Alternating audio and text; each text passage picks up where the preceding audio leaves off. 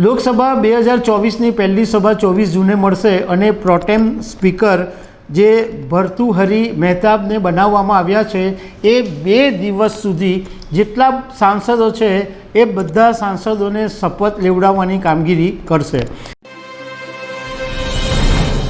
નમસ્કાર દર્શક મિત્રો, પ્રધાનમંત્રી નરેન્દ્ર મોદીએ 9મી જૂને શપથ લીધા અને હવે પહેલી જે લોકસભા મળવાની છે એ સોમવારે 24 જૂને મળવાની છે અને 10 દિવસ એટલે કે 3 જુલાઈ સુધી લોકસભા ચાલવાની છે।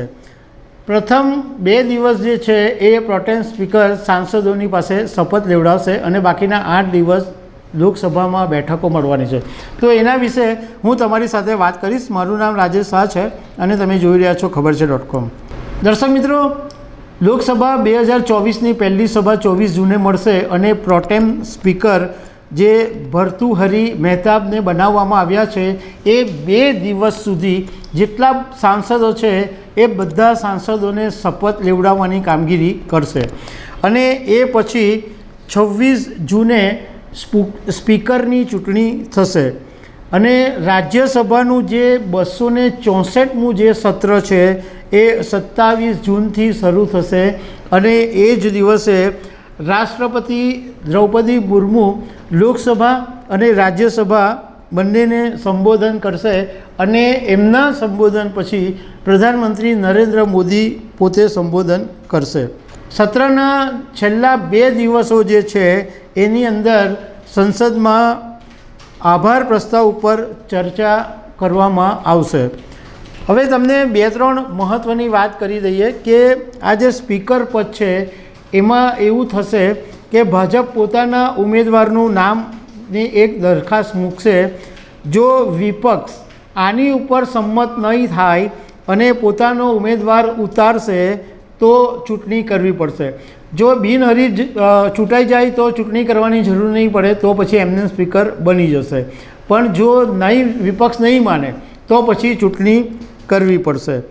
બીજું એક છે કે આ વખતે 2 સાંસદો એવા છે કે જે જેલમાં બંધ હોવા છતાં સાંસદની ચૂંટણી જીત્યા છે। એમાં એક અમૃતપાલ સિંહ એ ખડૂર સાહિબ લેક પંજાબમાંથી ચૂંટણી જીત્યા છે અને આસામની જેલમાં છે અને બીજા જે છે એ રશીદ એન્જિનિયર તિહાર જેલમાં છે અને બારામુલ્લા જમ્મુ કાશ્મીરની બેઠક ઉપરથી જીત્યા છે। હવે આ બંને પણ શપથ લેશે, તો એ કેવી રીતના શપથ લેશે એ વાત એમ છે કે કોર્ટ એમને પેરોલ મળશે, પણ એમાં એવું છે કે આ બંને જે સાંસદો છે એ ગૃહની કાર્યવાહીની અંદર ભાગ લઈ શકશે નહીં। હવે જે મહત્ત્વની વાત છે એ હું તમારી સાથે કરું કે આ વખતે જે લોકસભા મળવાની છે એ મોદી સરકાર માટે સરળ નહીં હોય, કારણ કે આ વખતે વિપક્ષ મજબૂત છે।